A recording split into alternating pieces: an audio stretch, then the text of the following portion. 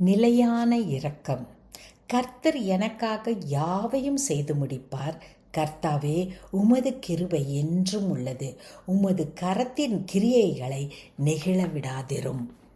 சங்கீதம் 138:8. அன்பின் கர்த்தர் தம்முடைய இரக்கத்தின் மூலமாக நம்முடைய வேலைகளை எல்லாம் ஆசீர்வதிக்கிறவராக இருக்கிறார். ஆண்டவருடைய இரக்கம் நிலையானதாக இருக்கிறது. எனவே நம்முடைய வாழ்க்கையில் தேவனது திட்டம் என்னவோ அதை நிறைவேற்றுவதற்கு அவர் தன்னுடைய இரக்கத்தை நம் பேரிலே பொழிந்து கொண்டே இருக்கிறார். எனவே குழப்பமடையாதீர்கள்.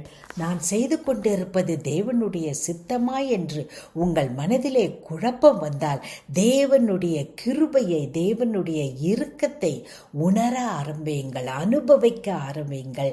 தேவன் அவரது திட்டத்தை நம் வாழ்க்கையிலே நிறைவேற்றி முடிப்பார். அன்பின் பரமதகப்பனே, அப்பா பிதாவே, நாங்கள் செய்கிற வேலைகளிலே உம்முடைய இரக்கத்தை நாங்கள் உணர்ந்து ஆண்டவரே, எங்கள் பணியை உம்முடைய நாமத்தின் மகிமைக்காக செய்ய உதவி செய்வீராக.